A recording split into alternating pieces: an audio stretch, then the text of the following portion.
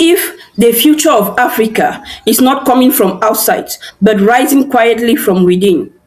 What if real changes does not arrive with long speeches, foreign advisors, or big promises, but with simple tools placed directly in the hands of the people who protect and build the nation every day? Today's story from Burkina Faso is not just about machines or motorcycles. It is about a direction, a mindset, and a bold decision that is slowly rewriting what leadership can look like in Africa.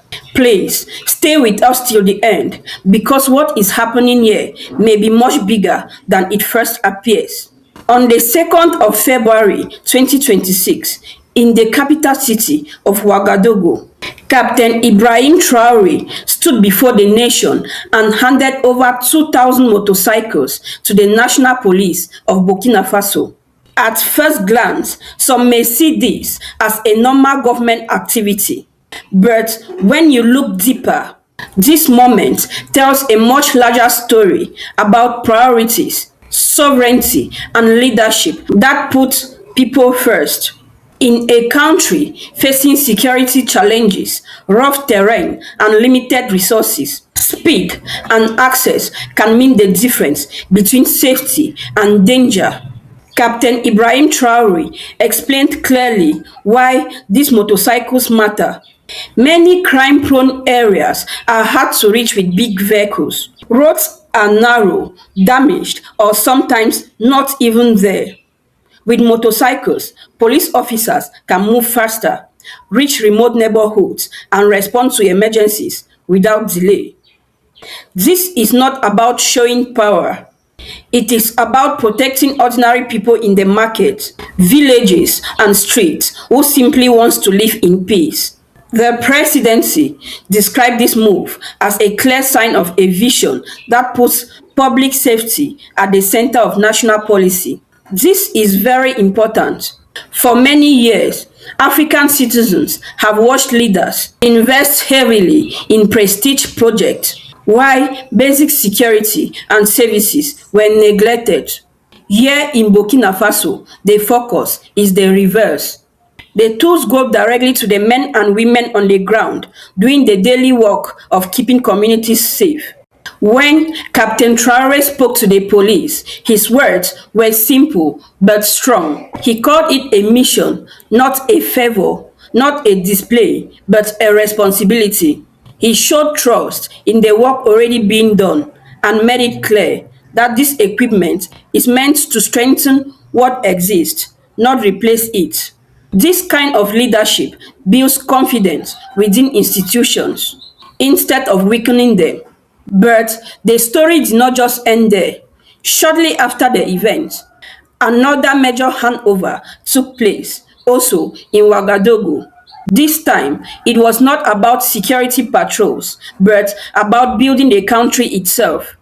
The Minister of Construction of the Homeland, Mikhailo Sidibe, officially handed over construction equipment worth more than 2 billion francs CFA to the National Laboratory of Building and Public Works. This moment is just as important as the motorcycles, or maybe even more.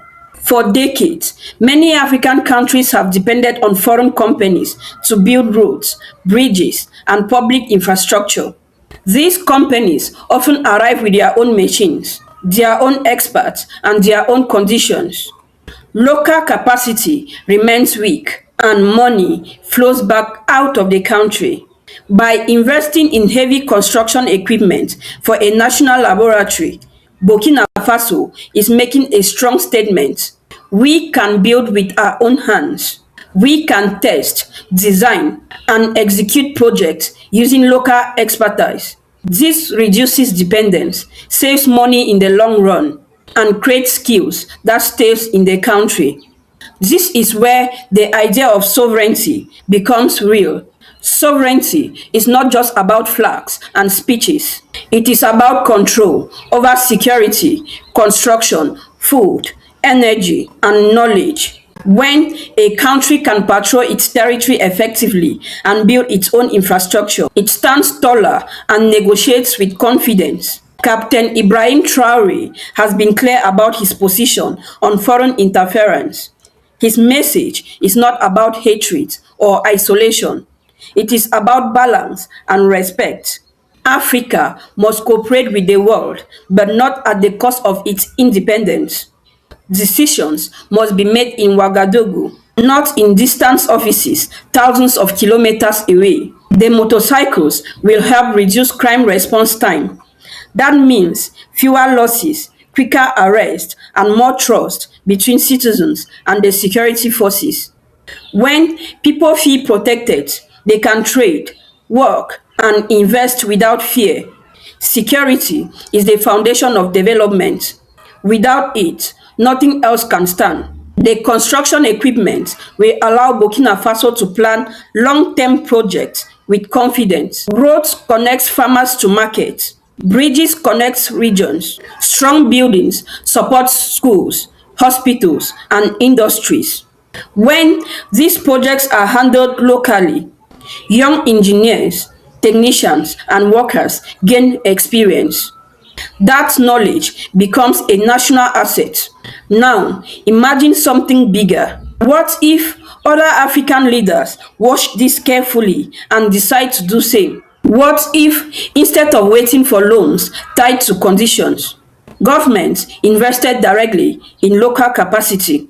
What if security forces across Africa were equipped based on real terrain and real needs, not foreign templates? Africa does not lack ideas. It lacks leaders willing to trust their own people. Traore's approach sends a message that Africans are capable, disciplined, and ready when given the right tools. This message is powerful, especially for the youth, who often feel forgotten or powerless. This is why this story matters beyond Burkina Faso. It shows that changes does not always come with noise. Sometimes it comes with keys handed over, engines starting, and work quietly beginning. Step by step, dependency is reduced, confidence grows, and institutions strengthens. Of course, challenges remain. Equipment alone is not enough. Maintenance, transparency, and accountability are essential. But choosing to invest in national systems instead of outsourcing everything is a necessary first step. You cannot improve what you do not own.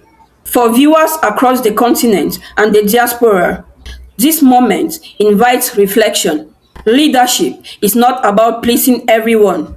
It is about making hard choices that serves the long-term interest of the people. It is about courage, clarity, and consistency. Here on Africa Unchained, we tell these stories because they matter, not to praise blindly, but to inform, analyze, and inspire honest conversations about Africa's future. If stories like this move you, if you want updates that go deeper than headlines, then this channel is for you. Subscribe to Africa Unchained, turn on the notification bell, and stay connected. Across the continent, new chapters are being written every day. Some are quiet, some are bold, but all deserves to be understood. Until next time, stay informed, stay curious, and keep Africa unchained.